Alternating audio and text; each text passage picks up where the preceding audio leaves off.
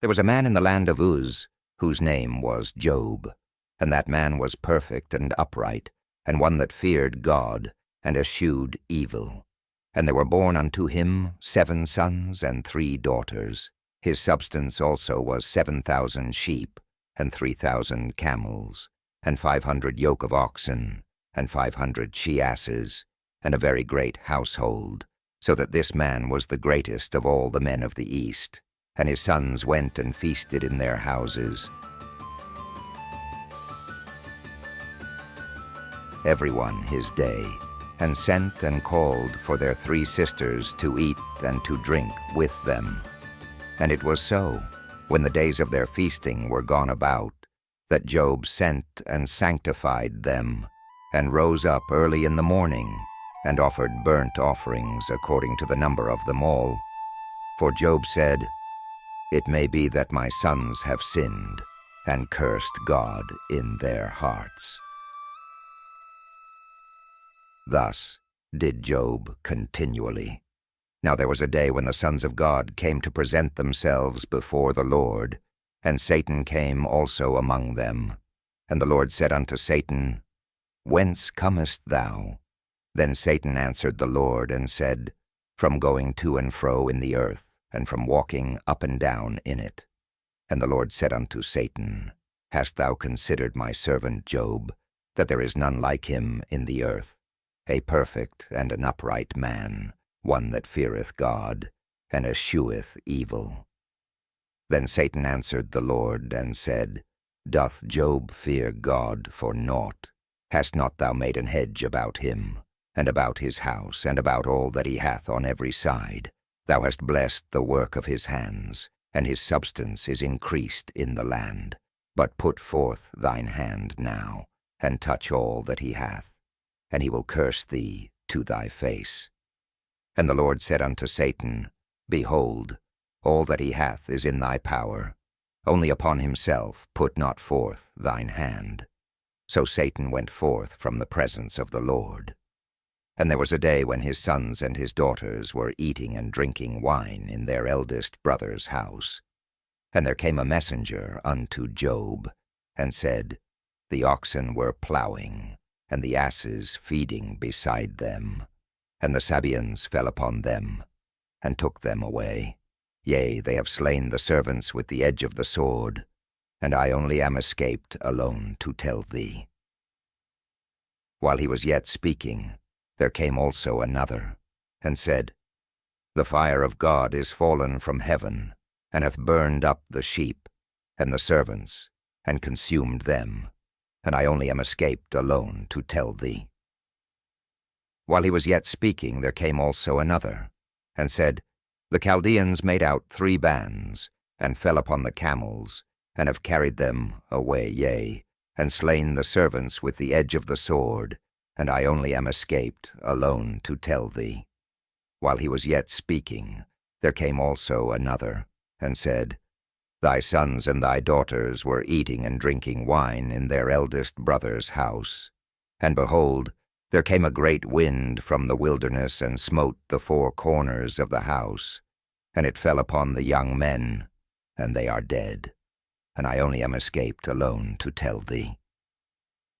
Then Job arose, and rent his mantle, and shaved his head, and fell down upon the ground, and worshipped, and said, "Naked came I out of my mother's womb, and naked shall I return thither. The Lord gave, and the Lord hath taken away. Blessed be the name of the Lord." In all this Job sinned not, nor charged God foolishly. Again there was a day when the sons of God came to present themselves before the Lord, and Satan came also among them to present himself before the Lord. And the Lord said unto Satan, "From whence comest thou?" And Satan answered the Lord and said, "From going to and fro in the earth, and from walking up and down in it." And the Lord said unto Satan, "Hast thou considered my servant Job, that there is none like him in the earth, a perfect and an upright man, one that feareth God, and escheweth evil?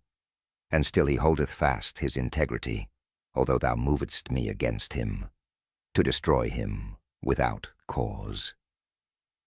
And Satan answered the Lord, and said, Skin for skin, yea, all that a man hath will he give for his life. But put forth thine hand now, and touch his bone and his flesh, and he will curse thee to thy face. And the Lord said unto Satan, Behold, he is in thine hand, but save his life. So went Satan forth from the presence of the Lord, and smote Job with sore boils from the sole of his foot unto his crown. And he took him a potsherd to scrape himself withal. And he sat down among the ashes.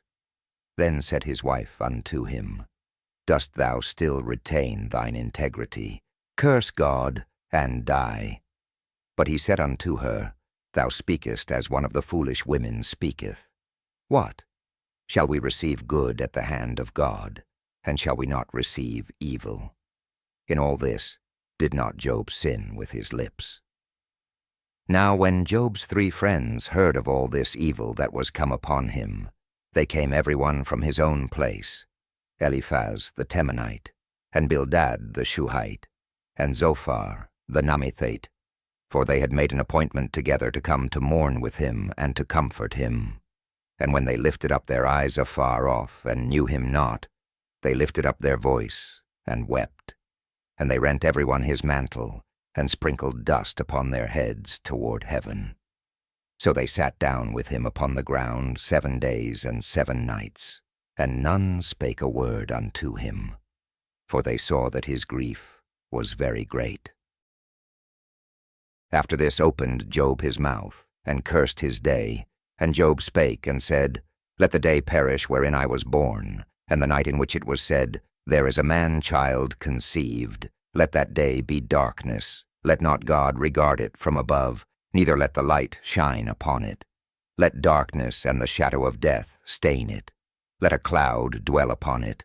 Let the blackness of the day terrify it. As for that night, let darkness seize upon it. Let it not be joined unto the days of the year. Let it not come into the number of the months. Lo, let that night be solitary. Let no joyful voice come therein. Let them curse it that curse the day, who are ready to raise up their mourning.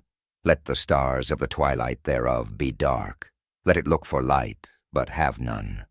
Neither let it see the dawning of the day, because it shut not up the doors of my mother's womb, nor hid sorrow from mine eyes. Why died I not from the womb?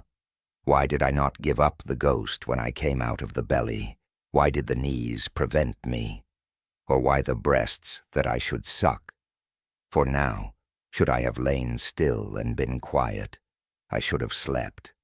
Then had I been at rest, with kings and counselors of the earth, which built desolate places for themselves, or with princes that had gold, who filled their houses with silver.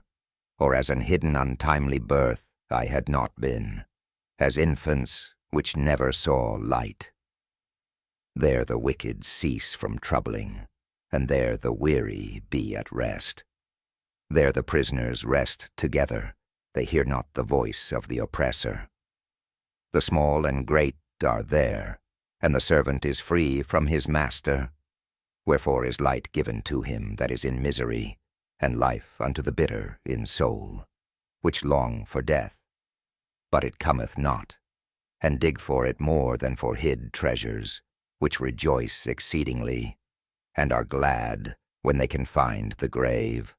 Why is light given to a man whose way is hid, and whom God hath hedged in? For my sighing cometh before I eat, and my roarings are poured out like the waters. For the thing which I greatly feared is come upon me, and that which I was afraid of is come unto me. I was not in safety, neither had I rest, neither was I quiet. Yet trouble came,